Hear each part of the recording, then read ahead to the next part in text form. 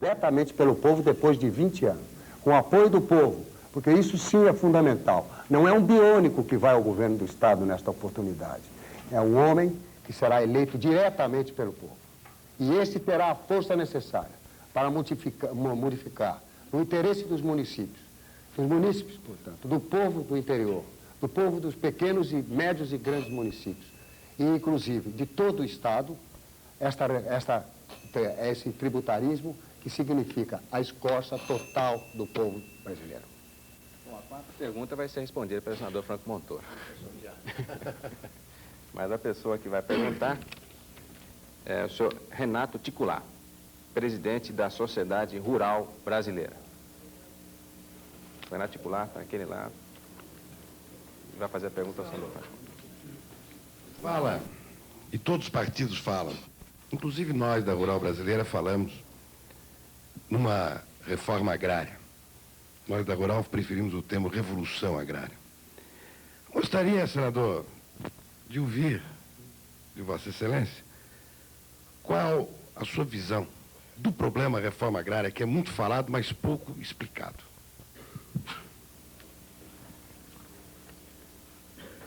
Me parece que um dos aspectos fundamentais da reforma agrária é o da propriedade da terra. Não apenas este, mas também este. Eu vou dar um exemplo. Quando se iniciou o problema do pró-álcool para substituir a gasolina, o petróleo, a bancada do MDB pediu à comunidade científica do Brasil que elaborasse um projeto de alternativas energéticas. No tocante ao pró-álcool, houve uma sugestão que me parece, como exemplo, responde bem à sua pergunta. A proposta feita pelos cientistas e depois aprovada em vários congressos que se reuniram sobre o assunto é de que os recursos a serem investidos no pró-álcool deveriam ser aplicados na defesa da pequena e da média propriedade. Isto é, os recursos aplicados dariam para o assentamento de mais de 2 milhões de famílias. Multiplicado pelo número de membros da família, nós teríamos aí 12 milhões de pessoas que estariam trabalhando a sua própria terra, ajudando a produzir cana-de-açúcar, com a vantagem de que na pequena e na média propriedade se dá também a produção de alimento, e teríamos então, sem nenhuma violência, uma reforma, um começo de reforma agrária à brasileira, com uma pequena diferença: em lugar de emprestar muito a poucos, emprestar pouco a muitos. Bom, com essa resposta do senador Franco Montoro, nós passamos para mais uma etapa do nosso debate, que é uma segunda pergunta do mediador. E eu vou voltar a essa pesquisa da Alcântara Machado. Esse crisômetro da Alcântara Machado, esse medidor de crise. Por esse crisômetro, a segunda preocupação do paulistano, é com a criminalidade. Então eu pergunto aos senhores, o que os senhores vão fazer, se eleitos governadores, para combater a criminalidade e mais para resolver problemas, por exemplo, como o da casa de detenção superlotada já há algum tempo. Pela ordem de respostas, o senhor Reinaldo de Barros, o senhor Roger Ferreira, o senhor Franco Montoro e o senhor Luiz Inácio da Silva. O senhor Reinaldo de Barros. Bom, eu entendo por criminalidade urbana, violência urbana, dois aspectos muito importantes. A primeira é aquela criminalidade profissional. É aquele ladrão que assalta, que rouba o veículo para negociar até em outro país, como é muito comum, aquele que rouba por dinheiro. E existe a segunda criminalidade, que é a criminalidade social, decorrência dos problemas sociais sérios que nós temos hoje nas nossas grandes cidades. Agora, aqui eu atribuo o mais importante deles, que é aquele que tem corretivo, que é o social. Eu atribuo ao excessivo crescimento urbano, é um fato. Outro fato, o desemprego e o subemprego. Outro fato, por exemplo, é a heterogeneidade social. Outro fato, condições precárias de moradias. E outro fato, a própria desorganização familiar, abandono dos filhos, e aí o caminho para marginalidade. Agora, nós temos que combater dos dois lados. O primeiro item só se combate mediante um sistema policial de policiais bem pagos, motivados e equipados para combater a criminalidade que eu chamaria de profissional. O segundo item precisa ser cuidado, então, dentro daquilo que nós sempre procuramos fazer na nossa administração frente à prefeitura. Vamos cuidar do favelado, vamos dar habitações normais e com isso nós conseguimos desfavelar 50 mil habitantes aqui na cidade de São Paulo.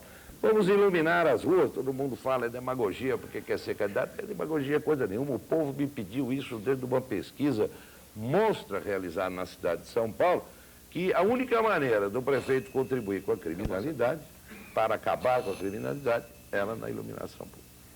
Outra resposta é do senhor Roger Ferreira. Pois não. Eu entendo que, fundamentalmente, é o desajuste social. O êxodo rural, por falta de fixação à terra de trabalhadores rurais no centro-norte e no nordeste do Brasil, através da posse indevida, criminosa mesmo, dos coronéis sobre terras férteis. Provoca o êxodo de nordestinos que, não tendo condições, inclusive por causa da crise que existe nesse país, instalam-se da maneira que podem, formando aquelas decantadas e famosas favelas. Diríamos a solução. A solução, evidentemente, é uma política agrária consentânea com esse grande, enorme país. Com a distribuição equitativa da terra, através da reforma jurídica, ou seja, da reforma agrária. Em segundo lugar, nós entendemos perfeitamente que há, em toda a divulgação, quase que um incremento ao crime, em termos da violência estadual.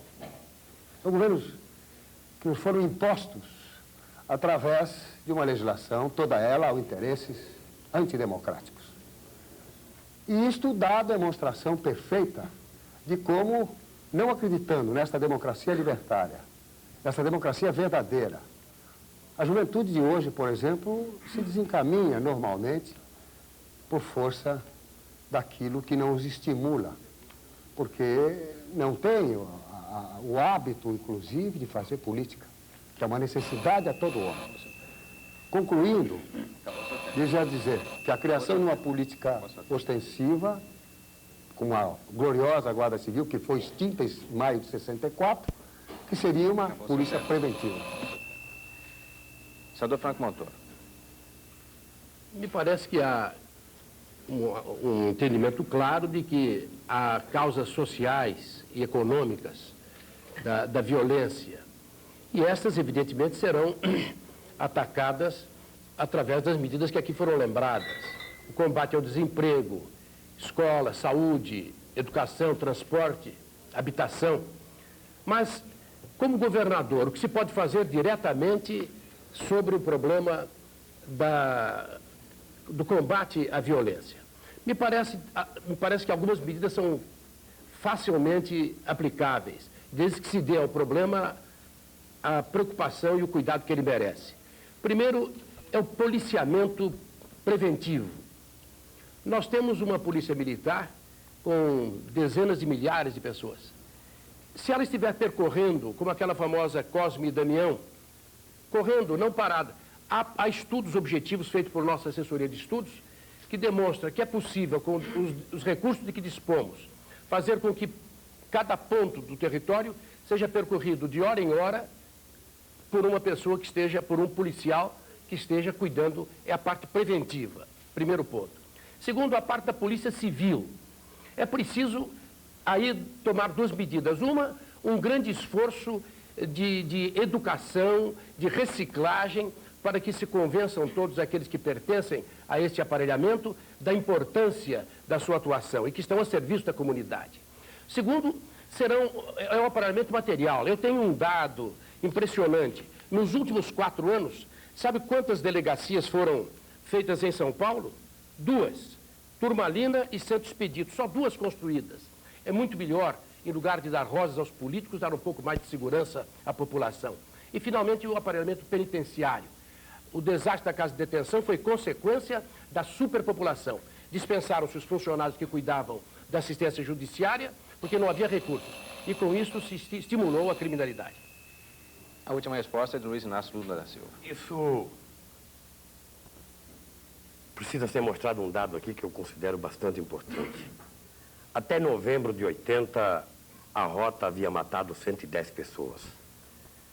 De janeiro a setembro de 81, a rota matou, segundo as suas próprias estatísticas, 129 pessoas. Nos 2 primeiros meses de 82, haviam sido mortos pela rota mais de 100 pessoas. E nos últimos 3 anos, 215 pessoas foram mortas nas prisões e delegacias de São Paulo. Essa violência é resultado de uma violência muito maior. Porque a violência maior que nós temos nesse país é efetivamente a decretação de um salário mínimo de 16.600 cruzeiros. A violência maior que nós temos nesse estado é o estado de São Paulo ser transformado num canavial em benefício de meia dúzia de usineiros, em detrimento a milhões de boias-frias que nós vemos no estado de São Paulo de hoje.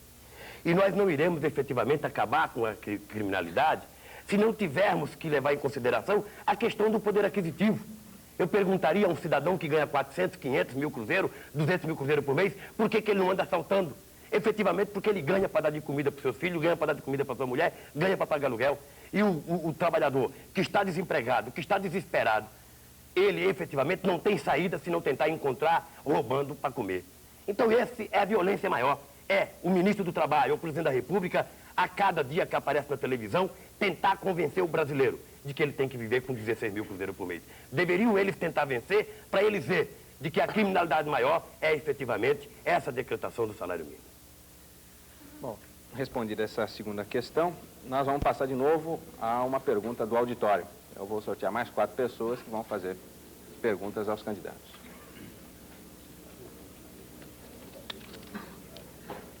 Dr. Hélio Fishbein, presidente do Sindicato dos Médicos do Estado de São Paulo, médico pediatra. Dr. Hélio Fishbein, por favor. O senhor vai fazer a pergunta ao senador Franco Montoro. Senador, hoje o governo do Estado de São Paulo paga aos seus médicos metade dos salários pagos pela rede privada de assistência médica no Estado. Além de não termos os reajustes, esses funcionários médicos e não médicos não terem os seus reajustes semestrais e não ter esses médicos e esses funcionários uma carreira funcional, o que tem provocado uma insatisfação total, tanto dos profissionais da saúde como da população em geral que é mal atendida, eu perguntaria ao senhor, como o senhor vê essa questão e quais as suas propostas para que se possa resolver a curto prazo esta questão?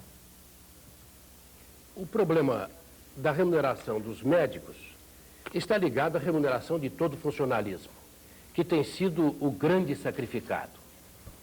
Hoje há um desespero de todo o funcionalismo e entre eles estão os médicos. Qual a solução para esses problemas? Me parece que o fundamental para este e os demais problemas é que as decisões sejam tomadas com a participação dos interessados. Se os recursos não bastam para uma elevação tão grande quanto se desejava, é preciso verificar quais as possibilidades concretas. É nesta linha de entendimento que se pode, de comum acordo, estabelecer uma remuneração razoável. Além disso, esta situação dos médicos tem levado à situação de desespero. Eu visitei recentemente um jornalista no Hospital das Clínicas e o desespero era tal que havia fichas, listas de contribuição para a compra de medicamento, porque os médicos e os enfermeiros que não ganhavam o suficiente estavam contribuindo para a compra de remédios, de gases e instrumentos necessários.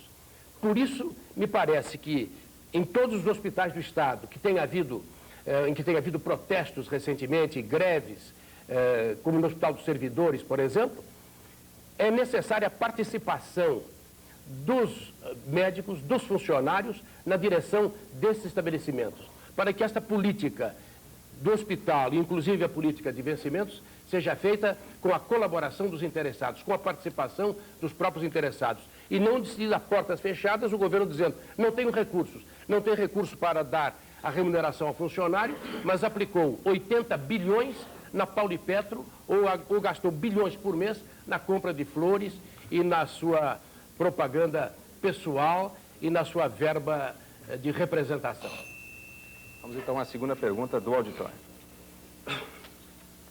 Sou Marcos Martins Paulino, ex-presidente do Centro Acadêmico 11 de Agosto e ex-candidato à presidência da UNE. Está no fundo, Marcos Martins Paulino. Vai fazer a sua pergunta a Luiz Inácio Lula da Silva, candidato do PT. Eu gostaria de saber do Lula a questão do prefeito do município de São Paulo. É defendido normalmente pelos candidatos, principalmente da oposição, de que a escolha do prefeito do município de São Paulo deveria ser pela via direta.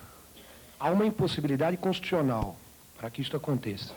Caso você eleito, como você resolveria este problema?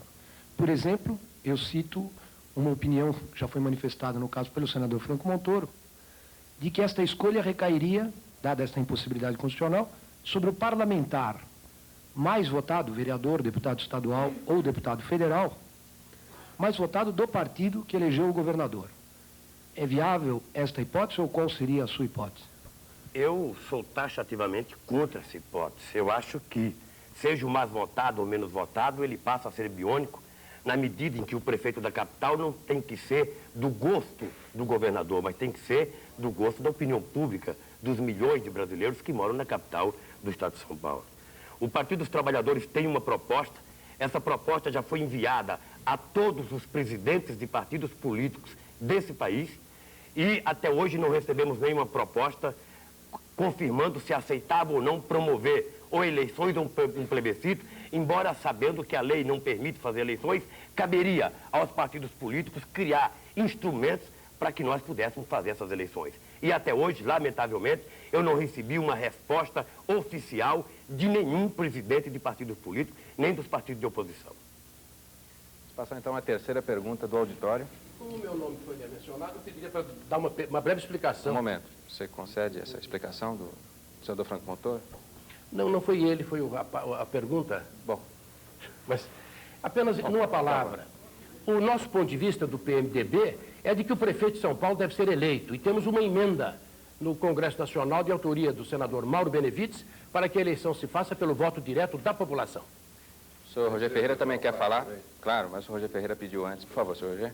Eu quero apenas declarar que eu não fui consultado, mas a minha opinião está à saciedade, porque, inclusive, eu sou favorável à autonomia de Santos, São Paulo, Paulínia e Cubatão. Mas nem que eu sou pelo voto direto, inegavelmente tenho dito diversas vezes. E dessa forma eu respondo ao companheiro presidente Eu quero do deixar Partido bem dos clara a Trabalhadores. minha posição, que eu sou totalmente a favor do voto direto para não só o prefeito de São Paulo, das capitais, mas como de todas as outras cidades. Deixar bem claro esse ponto. Eu precisava fazer 2 reparos aqui. Pois não. 2 reparos. Pois não. Primeiro, eu acho que, efetivamente, muito mais do que eu, quem está nos assistindo está percebendo, quando o Reinaldo disse que é favorável ao voto direto, e ele já foi escolhido candidato a prefeito, sabe, de uma forma indireta, de uma forma biônica aqui no estado de São Paulo. Segundo, isso não significa dizer que a Constituição é algo que a gente mereça efetivamente entender que ela está correta. Ela está errada, e se não estivesse errada, a gente não estaria no autoritarismo que estamos vivendo hoje. Eu também concordo. Segunda coisa, Mas não concordo é quando o senador... errado. Segunda coisa, quando o senador Montoro devolve o problema para o Congresso Nacional aprovar uma emenda, quando ele sabe de que a maioria do Congresso Nacional é do PDS e não tem aprovado nenhuma tese, sabe, que as oposições levantem lá e que diga respeito. Não é o Congresso que aprova, quem é que Um aprova? momento. Nós vamos ter uma última parte desse debate, que é justamente quando os candidatos vão fazer pergunta aos outros candidatos. Nesse momento, o senhor pode fazer pergunta aos outros candidatos.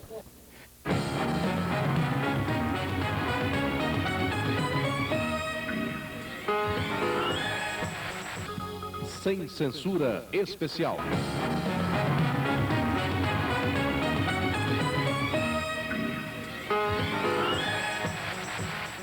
Professor Modesto Carvalhosa, que é jurista e professor da Faculdade de Direito da Universidade de São Paulo. Professor Modesto Carvalhosa. Microfone aqui para ele. Momento. Ele vai perguntar ao ex-prefeito Reinaldo de Barros. Então, o professor Modesto Carvalhosa vai fazer a pergunta ao ex-prefeito Reinaldo de Barros. Gostaria de perguntar ao candidato Reinaldo de Barros se seria possível, a partir da posse do novo governador, haver um controle efetivo da população sobre os gastos do novo governador. Porque, na realidade, o Tribunal de Contas aprovou as contas do governador Paulo Maluf de uma forma absolutamente imoral. De modo que eu gostaria de saber se é possível mudar o sistema do Tribunal de Contas, que é um organismo caríssimo e que serve para homologar contas absolutamente impossíveis de serem homologadas por um tribunal decente.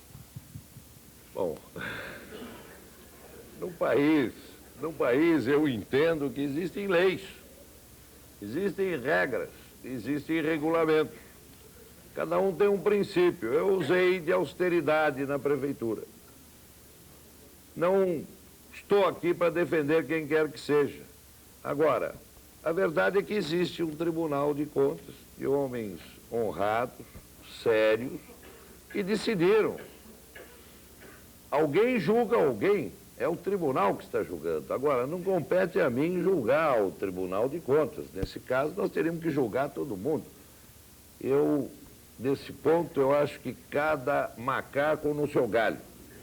Vamos deixar ao Tribunal de Contas a competência dele. Se tiver errado, muda a legislação brasileira para consertar isso. Agora, como é que nós vamos agora criticar o Tribunal de Contas porque aprovou ou não a conta do senhor Paulo Maluf? Agora, minha opinião, esse foi o preâmbulo. Agora, minha opinião. Eu acho que o governo tem que ser austero, não pode ficar com mordomias, despesas à toa, inchamento de quadros de funcionários, nada disso eu concordo, certo? Austeridade total, não admito a corrupção, não aceito. Isto tudo faz parte da minha vida. E desta maneira eu agi na Prefeitura de São Paulo. Agora, vai ser o mesmo princípio meu frente ao governo do Estado. Bom, então vamos à última pergunta do auditório, que será ao candidato Roger Ferreira. Deputado Almir Pazanotto Pinto, deputado estadual e diretor do Departamento Jurídico dos Sindicatos Metalúrgicos. Deputado Almir Pazanotto, por favor. Vai fazer a pergunta ao candidato do PDT, o senhor Roger Ferreira. Doutor Roger Ferreira, o senhor falou em reforma agrária, um tema também abordado pelo particular. Eu gostaria de saber, efetivamente, porque me pareceu que a resposta não foi satisfatória, como se faria essa reforma agrária? O Estado de São Paulo, a minha região, tem registrado uma redução da quantidade de pequenas propriedades rurais, por um motivo de ordem econômica. A exploração da pequena propriedade quase sempre é infrutífera para o proprietário. Ele ganha muito pouco em relação àquilo que ele tem ali imobilizado. Por exemplo, um alqueire, medida paulista, de terra, digamos, vale, em minha região, 1,5 milhão de cruzeiros. Uma pequena propriedade de 10 alqueires vale 15 milhões de cruzeiros. Ele não retira dessa propriedade 40 mil cruzeiros mensais líquidos. É inferior ao salário de um trabalhador semi-qualificado. Qual o incentivo que se pode dar a esse homem? Medidas práticas, concretas. O que Vossa Excelência no governo faria para que este homem se sentisse motivado a permanecer, mas não a permanecer como um gesto de dedicação, a permanecer e auferindo rendimentos que lhe possibilitem viver e sustentar a sua família? Bom, eu desejo primeiro esclarecer o ilustre deputado que, se observou bem, eu falo sempre, em primeiro lugar, numa política agrária e, posteriormente, na reforma jurídica. Ou seja, eu não sei qual é a região do deputado, mas entendo que em diversas regiões existem esse fato. Ou seja, as chamadas pequenas propriedades padecem por força, inclusive, de terem menor ajuda oficial, ou seja, no tocante aos juros reduzidos dos empréstimos agrícolas. Agora, no meu entendimento, o que é importante é o crédito, porque o que está acontecendo com este pequeno, qual é a região do deputado? Capivari. Pois bem, eu agora estive na Noroeste, por exemplo, e assisti e indaguei, inclusive, de companheiros entre o município de Lins e Penápolis e até Araçatuba, por que tinham transformado, inclusive, locais, por exemplo, que até então eram chácaras, produzia café, terra boa para café, todo mundo sabe que Lins é terra para cafeicultura, então tinham transformado em canaviais. É um mar verde, para se ver uma linda paisagem.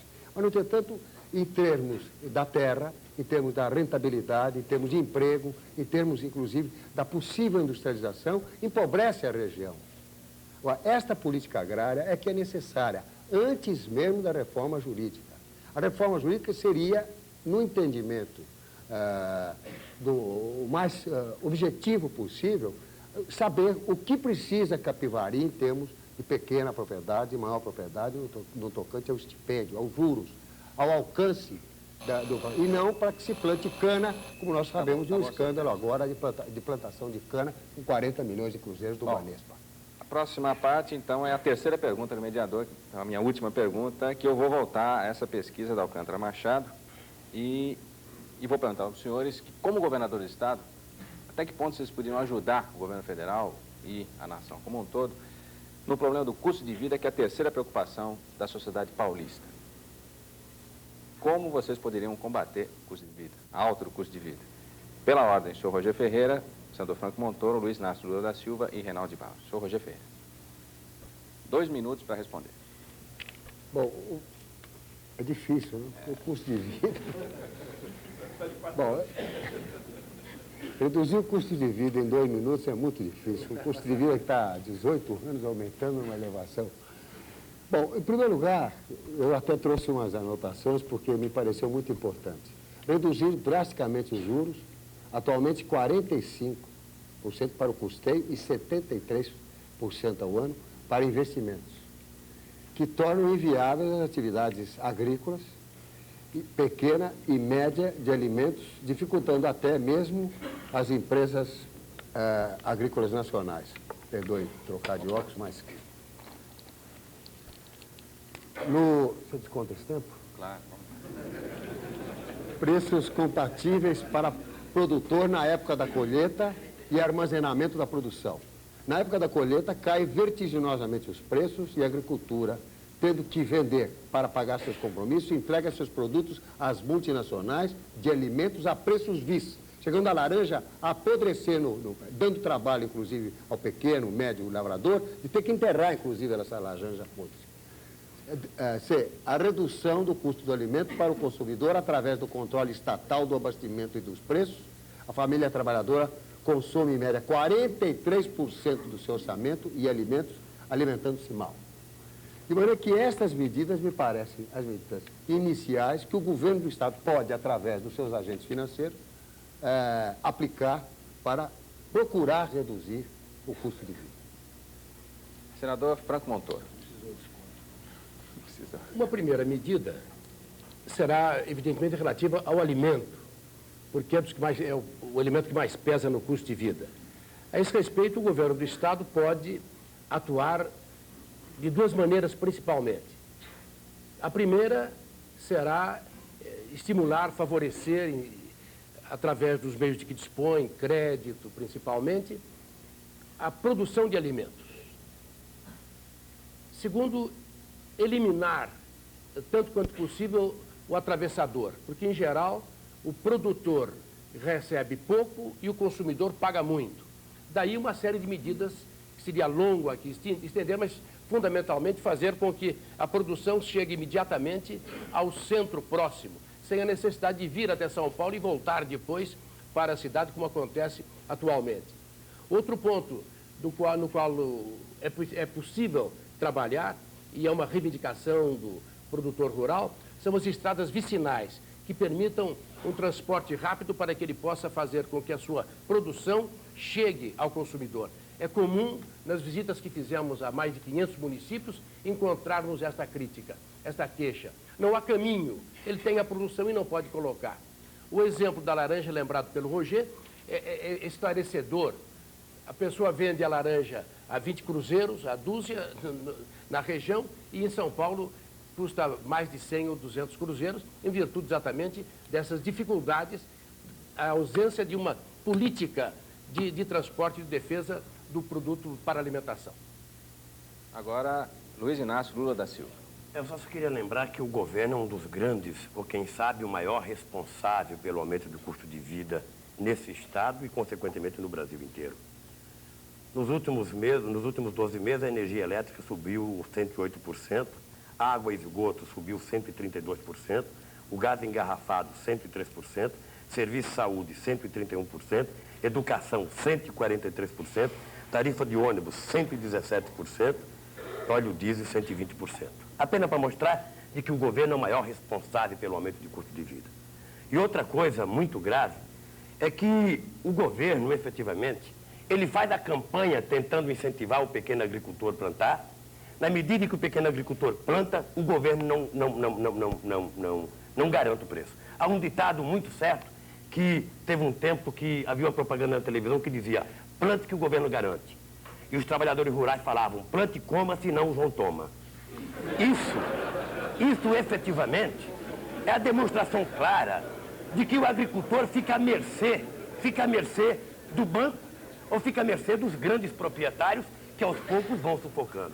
Então, veja, eu não acho que tem que acabar paulatinamente a questão do atravessador. Para mim, o atravessador, o especulador de alimento nesse país, é o grande responsável pela inflação.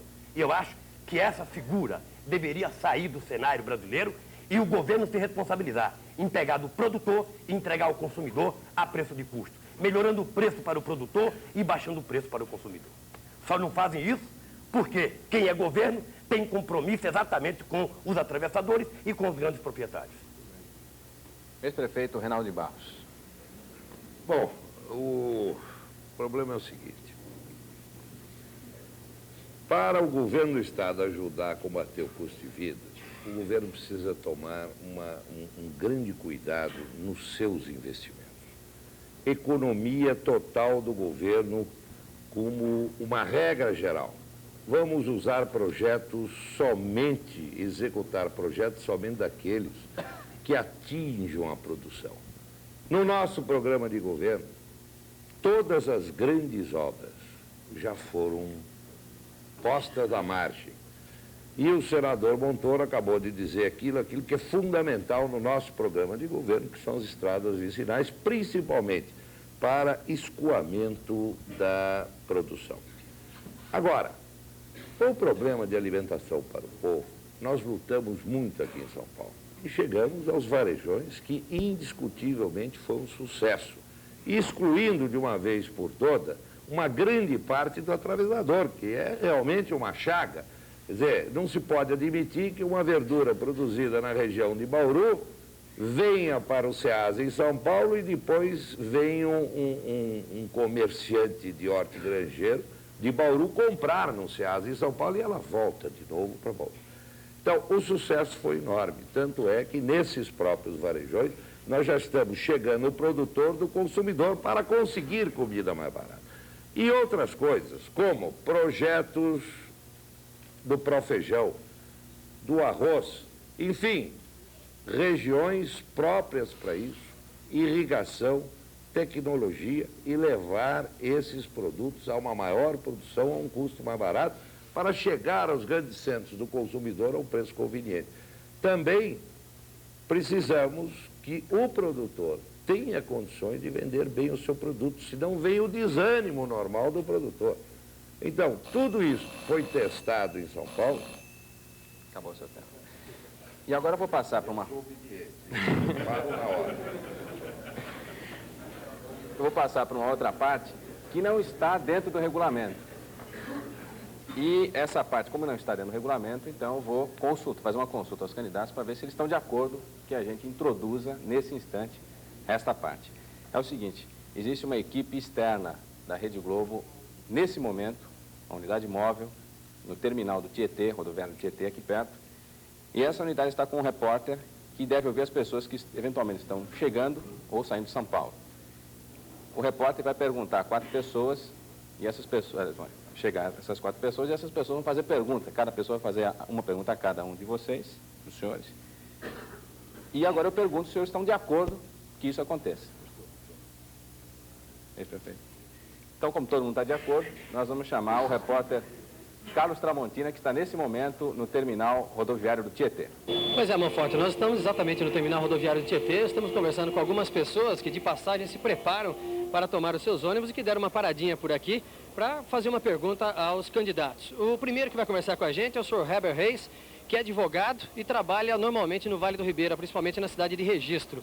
Senhor Heber, que pergunta o senhor gostaria de fazer aos candidatos? A questão fundiária no Brasil, sem dúvida, é uma das questões mais candentes.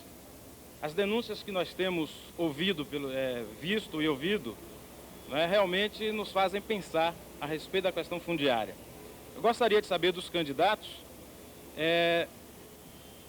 com relação a essa questão, em seus programas partidários, como é que essa questão vai ser tratada concretamente? O posseiro, o pequeno proprietário, né, principalmente aquelas famílias que se encontram na iminência de serem expulsas, né, por jagunços, por grileiros, inclusive por empresas multinacionais. Seguindo a primeira ordem de quando nós iniciamos nosso debate, que é o senador Franco Montoro, Luiz Inácio da Silva, Reinaldo de Barros, Roger Ferreira. Então, essa primeira pergunta seria para o senador Franco Montoro. Essa questão corresponde a um dos problemas graves de São Paulo. A zona lembrada pelo perguntador é o Vale da Ribeira. É uma das zonas de litígio. Em relação ao problema agrário, em todo o Brasil há certas zonas onde há litígio. A nossa proposta é dar uma prioridade à solução do problema agrário nestas regiões, assegurando exatamente o título e a propriedade àquele que está trabalhando a terra. O Vale da Ribeira e o Pontal de Paranapanema são as duas zonas controvertidas. É preciso que essas terras, que o Vale da Ribeira pode ser o celeiro de São Paulo pela sua fertilidade. É preciso que as terras que pertençam, algumas pertencem ao próprio poder público, são terras devolutas, são terras públicas, são terras a respeito das quais muitas vezes há controvérsia, torna-se necessária uma intervenção do Estado, do governo do Estado, para regularizar a posse e assegurar àquele que trabalha a garantia da terra que ele está produzindo para a produção de alimentos. Bom, então nós vamos voltar agora ao Tramontina, de novo, lá do terminal rodoviário, para fazer a pergunta ao Luiz Inácio Lula da Silva. Tramontina. Muito bem, a pergunta ao Luiz Inácio, então, virá da Silvia Batista de Andrade. A Silvia é professora de 2º grau no município de Votuporanga, no interior de São Paulo. Silvia. Eu gostaria de perguntar aos candidatos, especificamente a oposição, no caso, né, que não serviria ao futuro governador, no caso, Reinaldo de Barros. Eu gostaria de perguntar o seguinte: eu sou povo e, como povo, eu não posso me esquecer as coisas boas que o governador Paulo Maluf e o governador Marinho vem fazendo pelo nosso estado de São Paulo. Eu gostaria de perguntar o seguinte, a oposição especificamente, como é que vocês conseguiriam, ou como é que vocês pretendem apagar da memória do povo esses bens feitos pelo governador Paulo Maluf e por Marinho?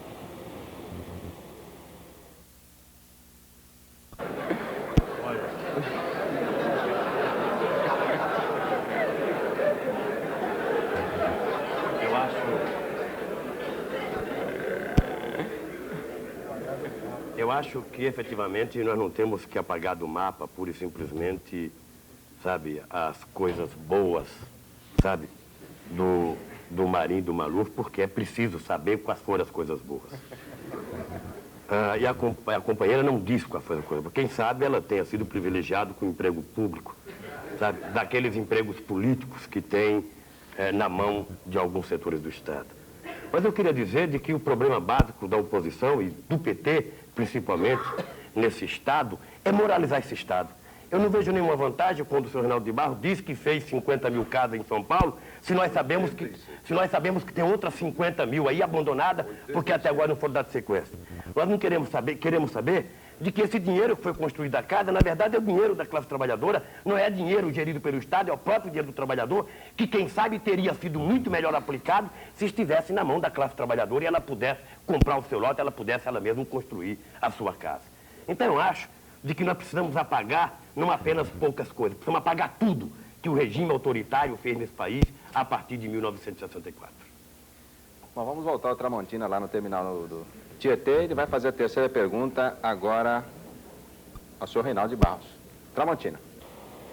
E a terceira pergunta, Monfort, é do senhor Benedito de Souza, que é advogado e trabalha no município de Altinópolis. É pública e notória a falta de recurso do Estado. Eu gostaria de saber dos candidatos, uma vez eleitos, como conseguiriam recursos para o desenvolvimento dos programas de saúde, assistência social, habitação, desemprego, enfim, uma justiça social. Porque sabemos que o Estado vem arcando com ônus muito grande nesses setores e, segundo os candidatos, uma vez eleitos, vão dinamizar mais, vão desenvolver mais. Como é que eles conseguiriam esses recursos? Seriam pela geração de novos impostos, elevação de alíquotas? De que forma seriam suprido essa falta de recursos? O problema é o seguinte, falta de recursos existe. Hoje os recursos estão centralizados na mão do governo federal. O que precisa é lutar para que maiores recursos caibam aos estados e às prefeituras, que são as grandes sofredoras hoje no nosso estado. Existem prefeituras que estão morrendo à míngua. A prefeitura de São Paulo mesmo já está numa situação quase de limite máximo de investimento. E o povo clama por investimento. Dentro do nosso programa, ele fixa 3 pontos muito importantes. Um deles é o que o nosso telespectador perguntou, é o programa social. Nós temos que atacar o problema social, mas atacar com realismo. Jamais diria eu aqui o que o nosso senhor Luiz Inácio da Silva acabou de dizer, precisa apagar tudo. Então nós precisamos apagar a Telesp, apagar a energia elétrica, vamos ficar sem telefone, vamos ficar sem as escolas, se não tem uma hoje criança sem vaga em escolas do nosso interior. Né? Bom, existe muito erro, mas o erro é inerente daquele que faz. Quem nunca fez nada não erra nunca. Existe, falta o posto de saúde, salários dos médicos são baixos, precisa ser revisto. Muita coisa tem que ser feita no nosso estado. Eu não vou bater palma por tudo aquilo que está errado no nosso estado. Pelo contrário, quero corrigir aquilo que está errado no nosso estado. Agora, só como já acendeu a luz ali e o sistema aqui é ditatorial, deixa eu só dizer o seguinte. Sou contra o aumento de impostos. O povo não suporta mais impostos. O que nós precisamos é mais austeridade, economia, principalmente da parte do governo, para aplicar nas obras mais diretamente ligados ao nosso povo. Esse, do meu entender, o que é fundamental no momento para o nosso estado. Também agora nós voltamos com o Carlos Tramontina, lá do terminal rodoviário do Tietê, que vai fazer uma última pergunta, uma quarta pergunta, dessa vez para o candidato do PDT, senhor Roger Ferreira. Carlos Tramontina. E exatamente essa quarta questão vem do senhor José Ferreira, que é um professor e trabalha no município de Marília. Perfeitamente. Eu sou professor primário, trabalho no município de Marília. Eu gostaria de fazer uma pergunta para os candidatos a governo do estado, da seguinte maneira. O professor, ele é beneficiado através do INHASP. E o INHASP, pelo menos na minha cidade, lá em Marília, quando a gente vai tirar uma guia para consultar, então a gente tem aquele problema que precisa pagar uma diferença. Isso vai continuar? Eu gostaria de saber pelos candidatos, pelo eleito, se isso vai continuar, porque o INPS é uma situação que o povo em geral reclama, não está satisfeito. E nós, funcionários públicos, sofremos também com o problema do IASP. Essa é a minha pergunta que eu gostaria de fazer. Bom, evidentemente é uma matéria de ordem federal, ou seja, o INAMPS. O IAMPS estadual. Eu pensei que ele tivesse. É IAMPS. Bom, é claro que o IAMPS, como de ordinário, tudo que existe na Previdência Social, não está, eu posso dizer porque eu tenho, durante o período que não fui deputado, cerca de 25 anos de serviços prestados à Previdência Social. Acontece que, autuarialmente, quer dizer, a Previdência Social no Brasil está falida, porque ela, no seu decreto original, tinha 1/3 de pagamento do governo, 1/3 o segurado, 1/3 o empregador e 1/3 o governo, que nunca recolheu a importância referente. Agora, não é possível, por exemplo, que nós possamos resolver, através de uma pergunta, o problema do IEM, porque ninguém sabe como é que vai encontrar o governo do Estado depois do vendaval que passou pelo Palácio dos Bandeirantes. Então, nós estávamos, por exemplo, se não tivesse feito a Paulipetro, quer dizer, desperdiçado miseravelmente o dinheiro do povo e fazendo sondagem em áreas reconhecidamente por todos aqueles que conhecem alguma coisa de geologia, que era impossível encontrar petróleo, e gastávamos bilhões de cruzeiros, nós poderíamos talvez ter consertado para o ilustre professor lá de Marília a posição do IAMPES no tocante à assistência médica. Se não tivesse feito certas obras faraônicas, teria mais dinheiro para o IAMPES, teria mais dinheiro, inclusive, para o atendimento deste povo que aí está, pedindo, inclusive, assistência médica, educação, habitação e, pelo menos, um equilíbrio no custo de vida. Obrigado, professor. Muito obrigado, então, Carlos Tramontina e as pessoas que fizeram suas perguntas aí do terminal rodoviário de Tietê.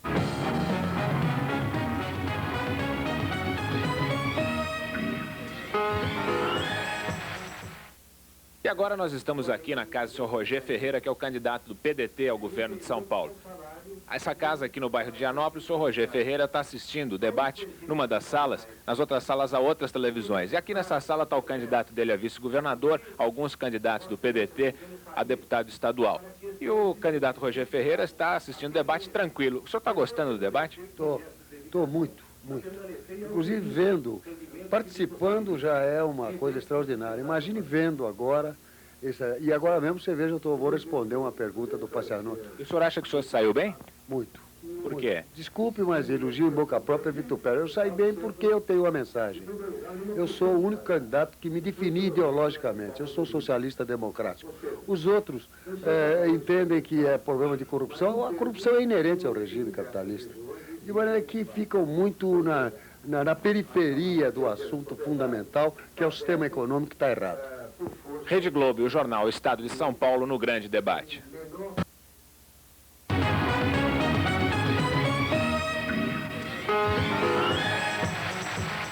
E agora nós vamos passar para uma outra parte do nosso debate, que é do lado de cá agora. São os jornalistas, são os 4 jornalistas que estão presentes aqui com a gente. Oliveiros da Silva Ferreira, redator-chefe do Estado de São Paulo. Miguel Jorge, chefe de redação do Jornal do Estado de São Paulo. Carlos Chagas, comentarista político e chefe da sucursal de Brasília do Estado de São Paulo. E Enio Pesce, que é comentarista político da TV Globo de São Paulo. Cada um deles vai fazer uma pergunta para cada um dos candidatos, ou seja, cada um vai fazer 4 perguntas, uma para cada um dos candidatos, e eu vou sortear agora a ordem em que esses candidatos vão responder as perguntas. Primeira pergunta para o senador Franco Montoro.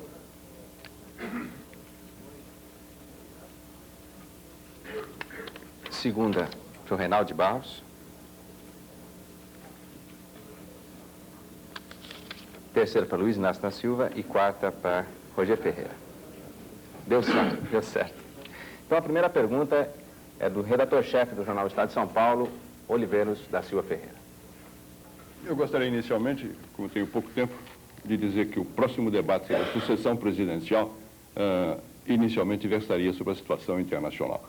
Que os deputados falaram muito da situação nacional e dos problemas nacionais. De maneira que eu me permito fixar em pequenos pormenores, que é pelo dedo que se conhece o gigante. Senador Franco Montoro, lhe coloco uma pergunta dividida em 2 partes, atinente a 2 corporações do Estado, possivelmente antagônicas. Uma, a Polícia Militar, outra, a Universidade. Como se comportará o senhor governador diante das violências praticadas pela PM, na medida em que ela está subordinada à Inspetoria Geral do Estado-Maior do Exército? E a segunda pergunta, a segunda parte da pergunta, é como o senhor resolveria o problema das universidades estaduais? Investimento, salário, manutenção. O senhor tem 2 minutos, senador. Pois não. Em relação à Polícia Militar, eu já tive a oportunidade de fazer uma indicação é de que a grande tarefa, a meu ver, da Polícia Militar seria a de fazer a prevenção, isto é, um policiamento preventivo. No estilo Cosme e Damião, como eu me referi, e há possibilidade, pelos recursos que existem, de que toda a população seja beneficiada e não sacrificada, como tem havido com excessos como aqueles da rota, que tem, em mais de uma oportunidade, praticado excessos que deverão ser rigorosamente apurados e punidos. E eu tenho certeza que o fato de ela de estar subordinada também a órgãos federais não impedirá o cumprimento dessa sua função, que é precípua. Quanto à universidade, me parece que o essencial é, primeiro, autonomia da universidade e, segundo, recursos para a universidade. É preciso fazer exatamente o contrário do que fez o governador Paulo Maluf, que tentou fazer da Unicamp uma espécie de quintal da sua casa, numa intervenção impondo direções e gerando uma reação que produziu bom resultado. A reação da Unicamp determinou a recusa daquela posição e a vontade prepotente do governador não prevaleceu.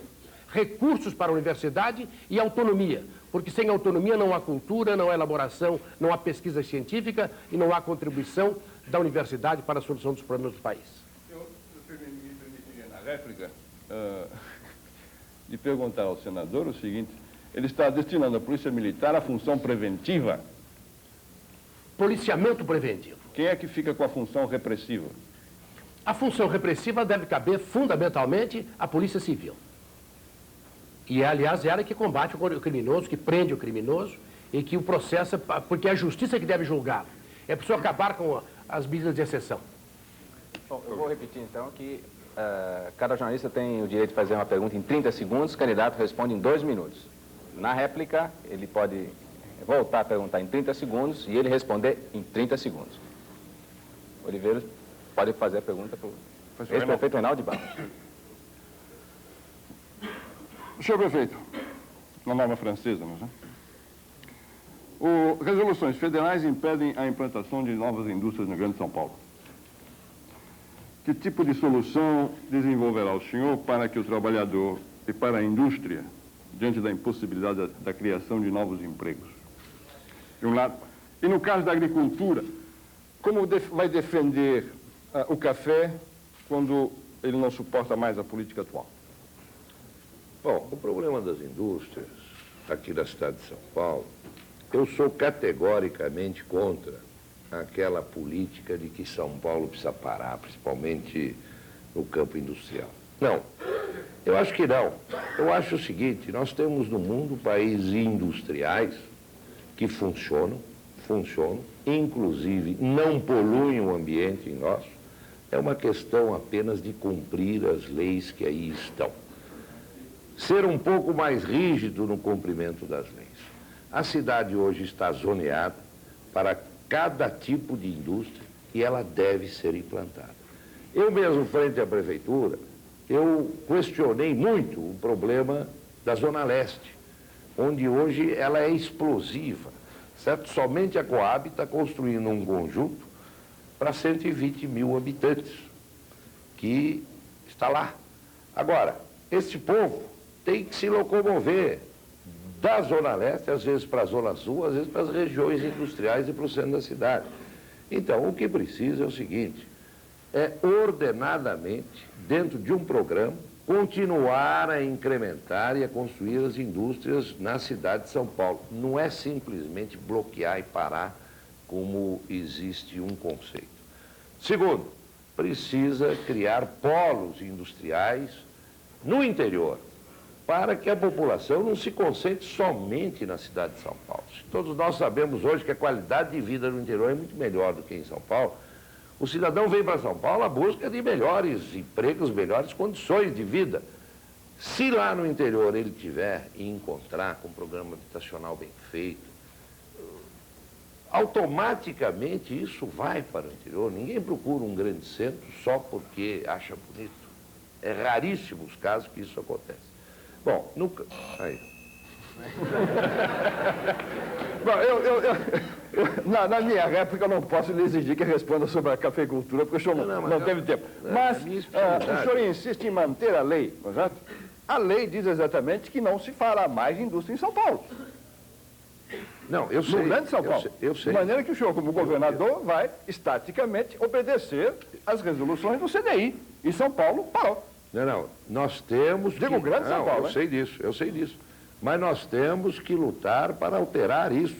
Se aqui em São Paulo, que é hoje com quase capital, e grande São Paulo, que deve estar beirando os 13 milhões de habitantes, se você hoje realmente paralisar, conforme a lei prevê, é um problema sério. Você tem que tirar esse povo de São Paulo para ir procurar mercado de trabalho fora de São Paulo. De modo que eu de maneira nenhuma concordo com essa postura de vamos parar de crescer em São Paulo. Não, vamos crescer ordenadamente. Lula. Luiz Inácio Silva. Desculpe voltar à pergunta anterior do auditório. Eleito governador, o senhor, na hora de escolher o prefeito, na norma constitucional vigente, optará por soluções técnicas, políticas ou pessoais. O senhor admitiria colocar o peso e o prestígio político do seu governo, eleito popularmente, na defesa da tese da eleição direta. Consultaria segmentos da população para a nomeação ou já tem o seu nome para a prefeitura? Não tenho o nome. Na verdade, o Partido dos Trabalhadores defende as eleições para o prefeito da capital, porque contra normas constitucionais arbitrárias existe a prática que pode ser democrática. E o Partido dos Trabalhadores quebrou efetivamente essa questão do autoritarismo, sabe, da reformulação partidária, quando criamos a figura da pré-convenção interna, que faz com que muito mais delegados do que apenas os convencionais dentro da legislação possam votar. Para prefeito é a mesma coisa. O Partido dos Trabalhadores vai convocar, assim que eleito o governo do Estado, um plebiscito, vai discutir as normas internas e vai convocar um plebiscito onde participará todos os partidos e todos que lancem candidatos. Isso porque nós definimos, de uma vez por todas, de que o prefeito da capital não pode ser, sabe, da confiança do governador, não pode ser da confiança do presidente da República.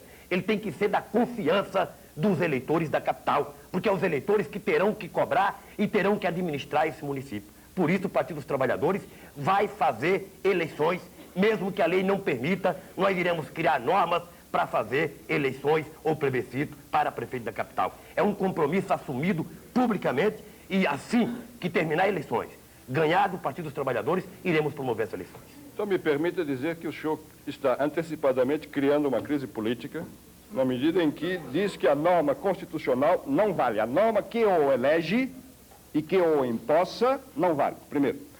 Segundo, o senhor cumprirá a norma constitucional contra a qual se revolta, porque designará à Assembleia Legislativa o nome do candidato que o povo elegerá em plebiscito.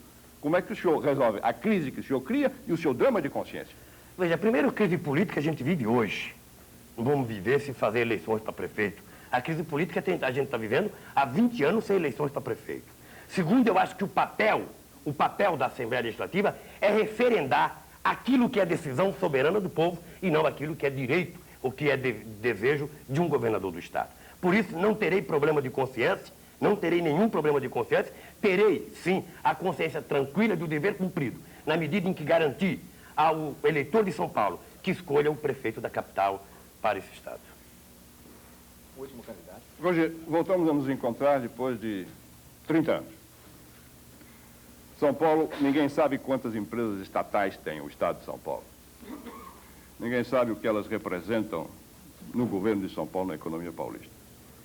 Eu gostaria de saber o que você pretende fazer com elas e, em segundo lugar, o que você pretende fazer no caso dos funcionários públicos, como nos governos anteriores, fizerem greve. Essa é que é realmente a pergunta mais difícil da noite, porque eu posso, aliás, garantir que eu já declarei como é que alguém pode antever o que vai encontrar no governo desse. Agora, as estatais se tornaram como sempre se tornam, aliás, é um hábito nesse país, um cabide de empregos. Elas servem, e nós assistimos, inclusive, na convenção do partido do governo, a discussão em torno de um delegado que teria mudado de posição através de um emprego que recebeu de 200 mil cruzeiros por mês para votar no candidato X ao invés de votar no candidato Y. Mas nem que isto, desde logo, nos leva à crença que terá que ser feita, evidentemente, uma reorganização das estatais necessárias à administração pública. E, posteriormente, algumas delas, por exemplo, só foram estatizadas para servir a interesses que não aqueles do povo de São Paulo, dos brasileiros de São Paulo. Isto nos dá a média de que é um exame, tem que ser feito um exame profundo da situação de todas essas estatais e desse funcionalismo que deverá ou ser aproveitado na própria estatal, mas aproveitado realmente como um funcionário público, como a maioria esmagadora deles o é, e não apenas um cabo eleitoral. E no tocante à greve do funcionário público, que eu acho legítima, porque, repara, os bancários não têm direito à greve, os médicos não têm direito à greve, as professoras não têm direito à greve. Os metalúrgicos ainda, graças à coragem política de líderes sindicais, conseguiram fazer uma greve, mas que foi combatida da forma violenta como nós vimos. Agora, portanto, nada há que possa negar ao funcionário público o direito de reivindicar... A lei. Bom, mas a lei, evidentemente, nós vamos tentar. Eu, por exemplo, posso dizê-lo, porque fui um homem que regulamentou, procurou regulamentar, e você sabe muito bem, em 56, o artigo da Constituição que dizia livre exercício do direito de greve, cuja lei... Na forma que a lei regulamenta. Na forma que a lei regulamenta, através de lei ordinária. Pois bem, eu apresentei um projeto, que foi um projeto oriundo do Partido Socialista, com o talento inegável de João Mangabeira, e esse projeto, depois da minha cassação, foi deformado inteiramente. Porque se transformou, inclusive, na falta de direito de greve. Acabou o seu tempo. A minha réplica já foi feita. Exatamente. Miguel Jorge, chefe de redação do Jornal Estado de São Paulo. Vamos começar com o senador Franco Montoro. Eu voltaria também ao senador Franco Montoro com a mesma pergunta que já foi feita pelo Oliveiros, sobre o prefeito da capital, que ele já tinha feito ao Lula. Na hora de escolher o eleito da capital, o prefeito da capital, o senador opta por soluções técnicas, políticas ou pessoais. Admite também colocar o peso político e o prestígio de São Paulo na defesa da tese da eleição direta para prefeito? Consultaria segmentos da população para nomeação? Já tem um nome para a prefeitura? Não tem nome para a prefeitura. A nossa posição, a minha e a do PMDB, é clara e consta objetivamente de um projeto de lei, de uma emenda constitucional. Nós somos favoráveis à eleição do prefeito pela população. Esta emenda pode ser perfeitamente aprovada. Pode ser aprovada pelo atual Congresso ou pelo futuro Congresso. Nós esperamos que a maioria mude, e mude num sentido favorável a essa grande aspiração do povo brasileiro. Se não houver esta medida, se até a nomeação do prefeito, até a escolha do prefeito, não houver uma lei, uma norma constitucional aprovada, e a emenda do senador Mauro Benevides tem sido votada com porcentagens cada vez maiores, eu tenho fundadas esperanças e uma razão de ordem política. É certo que a oposição vai eleger os governadores em grande número de estados, e estados grandes, o que vai alterar também a composição do Congresso Nacional. Penso que haverá maioria. Se não houver a maioria necessária para esta aprovação, o nosso pensamento é fazer uma consulta. E qual seria a forma de consulta? Isso seria examinado posteriormente. Acho que se nós começássemos agora a levantar outras teses, nós enfraqueceríamos a tese normal e constitucional. É a eleição do prefeito pelo povo de São Paulo.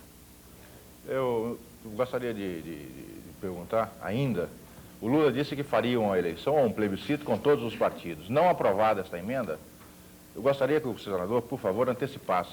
Seria também um plebiscito com todos os partidos participando? Podia ser uma consulta, um plebiscito, uma eleição até feita sob patrocínio da Ordem dos Advogados, seria uma coisa a ser estudada. Mas eu acho que nós não devíamos nos dividir neste momento. Devíamos nos unir todos em torno da ideia da aprovação da emenda constitucional que já existe e a forma regular da escolha do prefeito. Prefeito Reinaldo de Barros. Prefeito Reinaldo de Barros, eleito, como o senhor se comportará diante das investigações que não deverão estar ainda concluídas, dos casos do tipo Nossa Caixa, Banespa, TV2 e outros que venham a ser denunciados até o fim do governo? Continuará no Executivo a fazer pressão para que o Ministério Público e o Judiciário afastem promotores, procuradores e juízes? Olha, Miguel Jorge, minha opinião é clara. Eu nunca deixei de emitir a minha opinião. Eu acho o seguinte, a oposição se caracteriza única e exclusivamente em meter o pau no governo. Hoje eu já vi aqui gente dizer que o governo não vê nada, que está tudo errado, precisa acabar tudo. Agora, isso aí é muito característico de quem nunca fez nada em benefício do povo. É difícil ser governo, é penoso. Mas nisso que você falou especificamente, eu sou categoricamente contra. Vamos processar quem cometeu as falcatruas. Vamos pôr na cadeia os ladrões. E não vamos chamar todo mundo indistintamente de ladrão, não. Tá certo? Não vamos chamar indistintamente. É muito fácil esses que nunca fizeram nada em benefício de ninguém chegar e começar indistintamente. Está tudo errado. Caixa Econômica, se tiver alguma coisa errada, vai para a cadeia. A outra que você falou, o que você falou? Falei em Nossa Caixa, Banespa... Banespa, se tiver alguma coisa errada, vai para a cadeia. Agora, a verdade, não, senhor. Não, senhor. O senhor é um emérito criticador do governo, emérito criticador, mas está aí na Assembleia Legislativa. Pergunta ao seu líder se alguma CPI deu resultado. Agora, o que o senhor quer? Justiça de que maneira? A sua maneira. Não, a sua maneira. Da justiça. Quer dizer, a sua de acordo com o seu pensamento. Ué, nós temos uma justiça, nós temos leis no nosso país. Vamos usá-las, meu Deus do céu. Apliquem as leis. Agora, nós vamos duvidar do Ministério Público? Eu não duvido. Para mim, todo mundo é sério, até que prove em contrário. Eu não sou como alguns partidários aqui, que acham que todo mundo é safado até que prove em contrário. Não, senhor. Eu não aceito corrupção e combato a corrupção. E eu provo a você que eu sou um dos únicos aqui que mais puniu corrupto, tá certo? Na minha vida pública. Eu só gostaria de insistir na segunda parte da pergunta, que o ex-prefeito disse que ele acredita no Ministério Público, mas os atuais governadores também dizem que acreditam, só que afastam as pessoas encarregadas das investigações. Olha, eu não acompanhei um quadro especificamente, mas se fizeram isso, está errado. Está errado.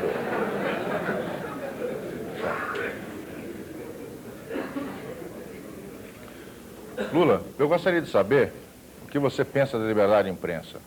Você acha que ela deve continuar vigiada e policiada por uma lei de segurança nacional? Você acha que é necessária uma lei de imprensa? Se você é eleito, você coloca o prestígio e o peso do Estado de São Paulo numa luta para revogar os instrumentos que cerceiam e que ainda tornam essa liberdade uma simples concessão dos donos do poder no país?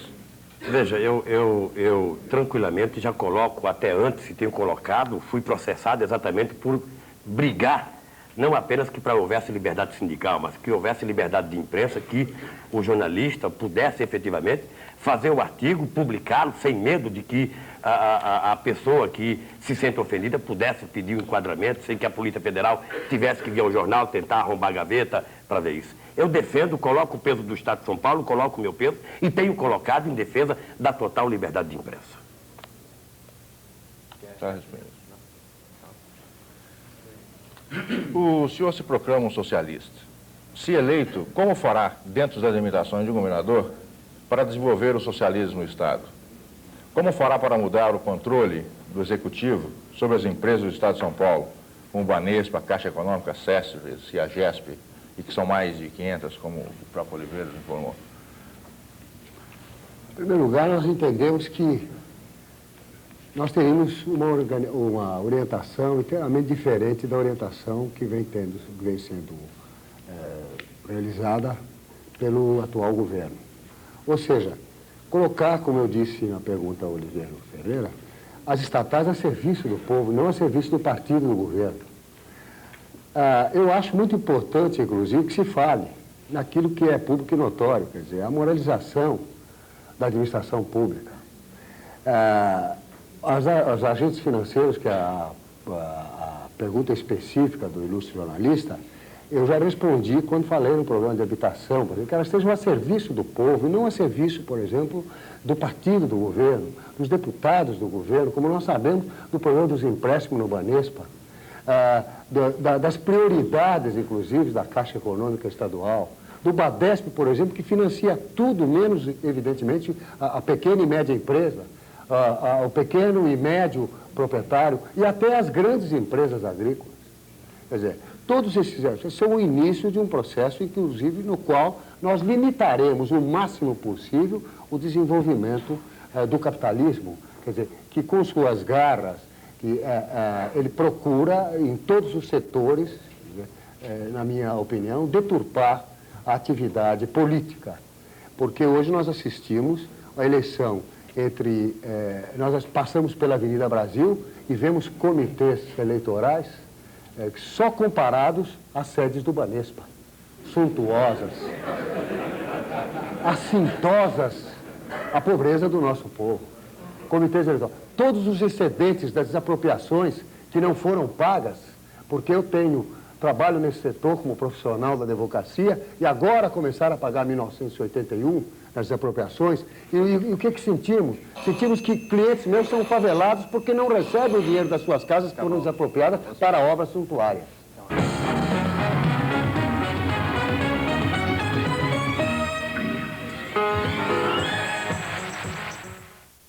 Nós estamos aqui em Araçatuba, quase 600 quilômetros da capital, onde o candidato Reinaldo de Barros participou até agora há pouco de um comício em praça pública, dando sequência à sua campanha política pelo interior do estado. Depois do comício, Reinaldo de Barros veio para a casa de um dos candidatos da região, onde está sendo realizado um churrasco com a presença de vários políticos.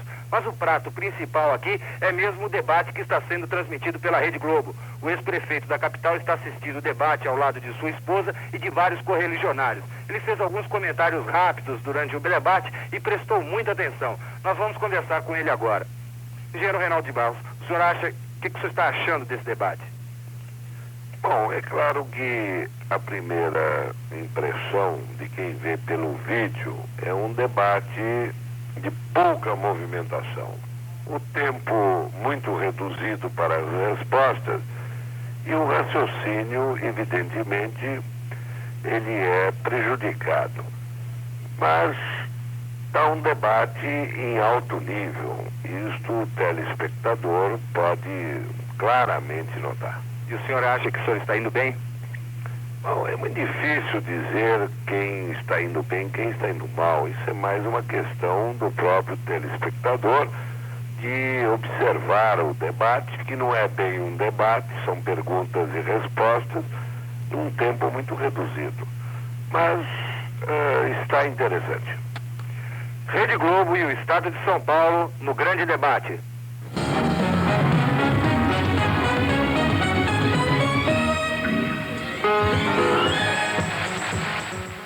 Então agora o jornalista Carlos Chagas, comentarista político e chefe da redação do Estado de São Paulo em Brasília, vai fazer sua série de perguntas. Senador, a força de São Paulo deverá ser fundamental para as eleições presidenciais de 1985. Ou seja, eleito pelo povo, o novo governador será ou um candidato nato, até quem sabe para contrabalançar outros candidatos paulistas que já estão aí em campanha, ou será um grande eleitor. Isso se não tivermos um retrocesso e um novo general-presidente. Esperemos que não. Eu pergunto ao senhor, o senhor como governador, já eleito de São Paulo, o senhor admitiria uma composição com o governo federal em torno dos nomes que aí estão, Mário Andreasa, Otávio Medeiros, Aureliano Chaves, Costa Cavalcante, ou uma composição com os candidatos ditos de oposição, principalmente Ulisses Guimarães ou Tancredo Neves, ou, na terceira hipótese, o seu candidato à presidência é o senhor mesmo? Nós estamos aí caminhando muito para frente. Eu acho que o nosso problema agora é o de vencer as eleições que aí estão. penso que no dia 15 de novembro haverá uma mudança do sistema do poder e ninguém pode prever o que vai acontecer. A nossa posição, a nossa luta é para que o governo seja exercido por alguém eleito pelo povo numa eleição pelo voto direto. E o MDB tem um candidato natural, que é o seu presidente, Ulisses Guimarães. Haverá um entendimento entre as oposições e haverá, evidentemente, um necessário entendimento entre aquelas forças que representam o povo e que, em nome do povo brasileiro, pleitearão esta posição. Eu não sou candidato. Na réplica, então, é um compromisso público do senhor com a candidatura Ulisses Guimarães, que o senhor faz aqui? Não há uma candidatura lançada. Eu falei Já foi lançada pelo PMDB várias vezes? É uma candidatura natural, mas é evidente que seria uma infantilidade a gente pretender, com 2 anos de antecedência, estabelecer de uma forma fixa aquilo que deve decorrer de uma consulta mais ou menos geral. E eu penso que dessa consulta poderá sair perfeitamente o nome que é o candidato natural do MDB. Mas não vamos impor. Senhor prefeito, vamos voltar a uma pergunta que está sendo clássica aqui de nós do Estado de São Paulo, sobre a prefeitura. O senhor nomearia um outro Reinaldo de Barros para a prefeitura? Ou seja, o senhor faria uma escolha pessoal ou o senhor tentaria ouvir, não digo plebiscito, não digo uma eleição, isso me parece utópico, mas o senhor tentaria ouvir segmentos da sociedade paulista? Bom, é claro que você tem que obedecer às leis vigentes no país. Eu também acho utópico fazer um plebiscito ou uma consulta ampla, isso não existe. Ou faz eleição para valer ou não faz para valer, certo? Eu sou favorável ao voto direto para os governadores e sou favorável para os prefeitos das capitais, e não só das capitais, de todas as cidades que ainda têm dúvida aí. Santos, por exemplo, sou favorável ao voto direto, certo? Eu acho que a população tem que escolher o seu próprio governo. O governo tem que ser do povo, ele não pode ser imposto, nunca de cima para baixo. Este é o meu pensamento. Agora, o que adianta você aqui fazer uma vastíssima demagogia, o que é um grande privilégio da nossa oposição, em dizer o seguinte: não põe o prefeito, vou fazer plebiscito, porque nós estamos sabendo que vão pôr se ganharem, mas não vão, tá certo? Vão pôr o prefeito, já tem prefeito aí com chavada, etc. E tal. Agora, essa é que é a verdade. Essa é que é a verdade. Muito bem, muito bem. Agora, a verdade é o seguinte: vamos alterar as leis. Nós não somos eleitos debaixo dessas próprias leis que estão aí. Então estão aqui os juristas, tem 2 juristas aqui. Vamos alterar as leis. Mas que diabo de democracia nós estamos? Se não existe um congresso para alterar essas leis, vamos alterar essas leis. Vamos lutar para ter voto direto para presidente da República. Tem que ter. Para prefeito da capital tem que ter. Agora, não vamos aqui, neste momento, quando nós sabemos que não tem, dizer qual é o processo que vai ser feito. Certo? Nós vamos nomear prefeito se não mudar a lei, porque é assim que manda a lei. É isso aí. Doutor Reinaldo, na réplica, o senhor faria do seu prefeito o seu candidato a governador? Veja bem, eu não faria, eu não... Olha aqui, ô Carlos Chagas, veja bem, você, há uma semana antes da minha convenção, você dizia que eu estava fora do páreo. Então, você, como mal informado, eu vou informar você um pouco melhor. Eu trabalhei há 20 anos na minha vida pública, tá certo? Um trabalho honrado e sério, e você sabe disso, tá certo? Você não sabe porque está ainda mal informado. Muito bem. Você sabe que eu tenho uma postura. Jamais eu seria candidato ao governo do Estado se o senhor Paulo Maluf tirasse do bolso do colete dele e jogasse em cima da mesa. Jamais eu aceitaria. Não usa colete. Tá certo? Tirasse do paletó. Se não usa colete, tira do paletó. Jamais seria esse candidato. Agora. Acabou seu tempo. Conforte, eu reivindico uma tréplica em 1 segundo. O prefeito me chamou de mal informado. Mas talvez o prefeito estivesse mal informado. Uma crônica sua no jornal. Na minha crônica... Uma semana antes da convenção que eu estava fora do páreo. Na minha crônica eu disse que, possivelmente, o senhor não seria eleito governador, não candidato. Enfim. Não, isso tranquilo, vai ser o seu segundo erro. Vai ser o seu segundo erro.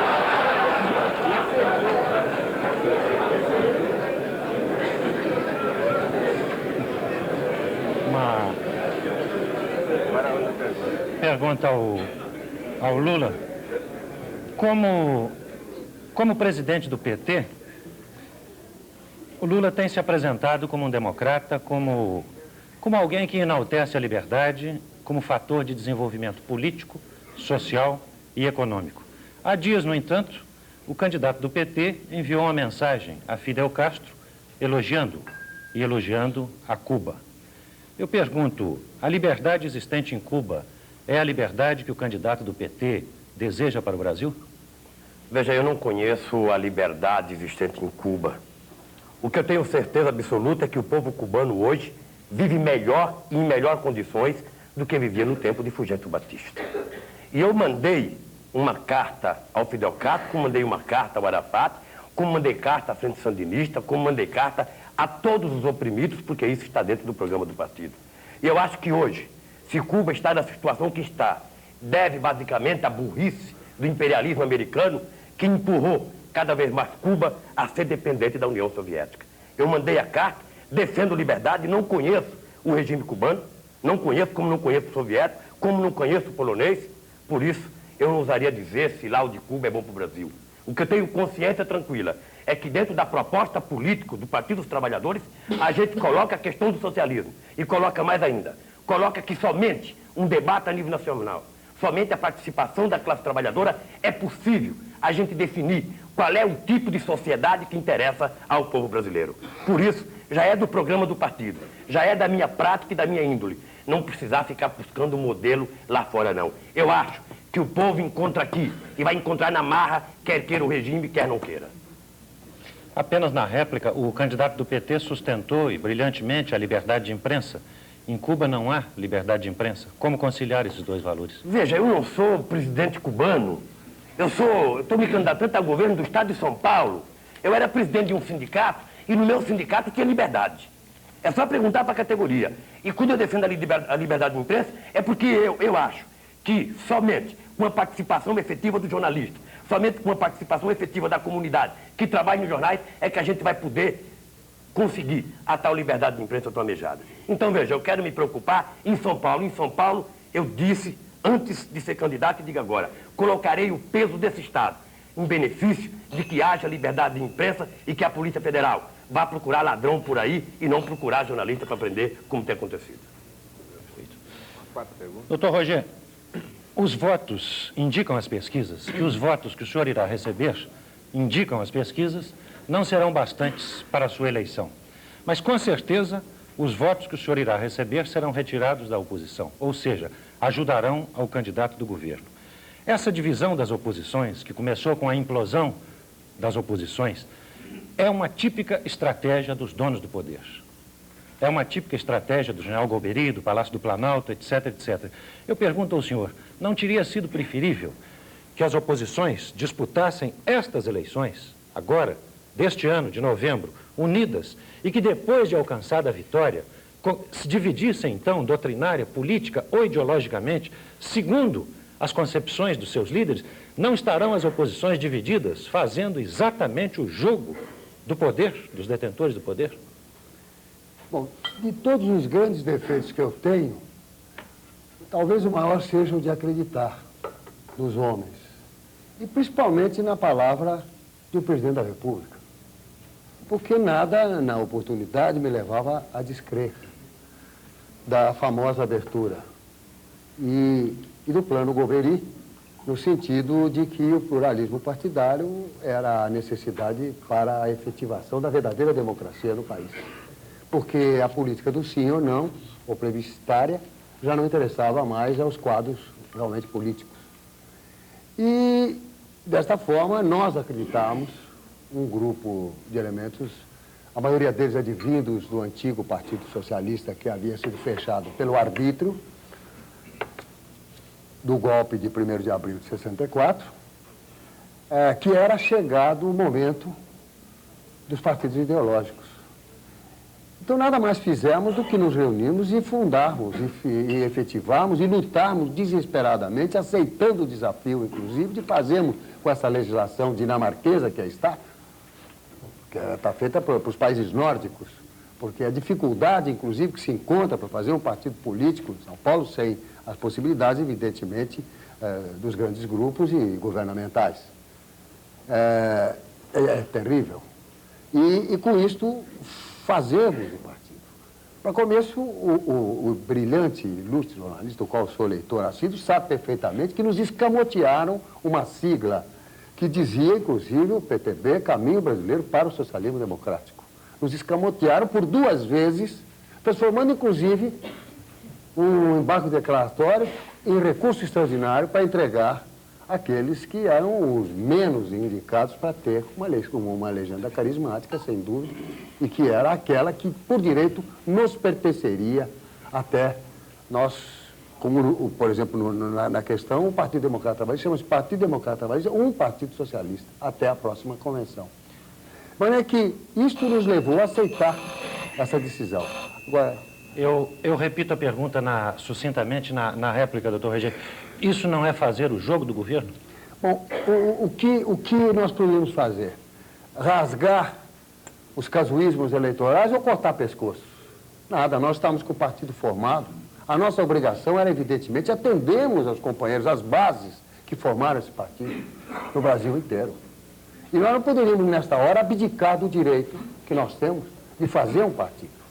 E nós fomos ver, porque, repara, os jornais, foram 8 dias depois do término, inclusive, do prazo de 1 ano daqueles filiados. Portanto, quer dizer, foi mais um engodo, foi mais um golpe dado dentro de todos os golpes que foram dados contra a democracia. Senador Franco Montoro, o seu partido, o PMDB, ainda conserva muito da sua feição de frente de oposições, de federação de oposições. Então eu lhe pergunto, se o senhor for eleito, como vai administrar essa frente, além do governo do Estado, evidente? Como o senhor pretende compor mais especificamente o seu secretariado, dando a cada corrente desta grande frente de oposições cargos e responsabilidades de acordo com a sua representatividade política? Esta pergunta me parece muito importante e eu quero aproveitar a oportunidade para dar um esclarecimento. Fala-se muito que o MDB é uma frente. Os demais partidos também, de certa forma, são frentes, porque todos eles têm homens de várias correntes, várias tendências. Mas, historicamente, o MDB está contribuindo para a elaboração de uma ideologia democrática no Brasil. E ideologia elaborada não pelos intelectuais, mas pela realidade. Há 16 anos, constituído, ele une todos aqueles que estão dispostos a substituir o autoritarismo por um regime democrático e pluralista, e que pretende não apenas voltar a uma democracia que existiu no passado, mas dar um passo além. Esta experiência de autoritarismo de 18 anos, as últimas eleições para governadores foram há 20 anos, esta experiência levou o povo a desejar algo mais. Nós queremos acentuar o aspecto da participação, isto é, fazer com que todos os setores da comunidade participem das decisões que lhe dizem respeito. Esta união em torno da democracia é algo que o povo está entendendo muito melhor do que os políticos. O povo sente que é preciso que todos se unam para que o povo tenha o poder no Brasil. E dentro de uma posição pluralista, ele dê a cada um dos setores da sociedade, trabalhadores, estudantes, professores, classe média, agricultura, cientistas, a oportunidade de participarem. É uma grande obra de elaboração de uma nova ideologia autenticamente democrática e que está sendo feita pelos fatos e não apenas pela elaboração de teóricos da ciência política. Senador Franco Montoro, usando o meu direito de réplica, eu diria o seguinte: o senhor tem razão, os partidos são todos mais ou menos artificiais e o MDB não é único, o PMDB não é único que constitui uma frente. Mas eu insisto na minha pergunta: como o senhor vai compor o seu governo, como o senhor vai compor o seu secretariado? Cada corrente do PMDB terá um determinado encargo, um determinado número de secretarias? É isto que o senhor pretende fazer? De modo nenhum. Eu exatamente dei a premissa maior desse grande argumento. Haverá participação de toda a comunidade. O meu governo será constituído de representação dos vários setores. Teremos parlamentares, deputados federais, deputados estaduais, representantes das regiões, representantes dos vários setores da comunidade. E em todos os setores da administração, por exemplo, das empresas públicas, é um dos pontos da nossa proposta. Na direção das empresas públicas que pertencem ao Estado, na direção haverá um representante dos empregados daquela empresa, VASP, FEPASA, Caixa Econômica, Banco do Estado. Esta que é a grande participação. Obrigado, senador. Doutor Reinaldo de Barros, o senhor é o candidato do PDS, escolhido numa convenção, mas é também o candidato do ex-governador Paulo Maluf. Eu pergunto, essa condição de candidato do PDS, do ex-governador Paulo Maluf, especificamente essa segunda parte, ajuda a sua campanha ou atrapalha?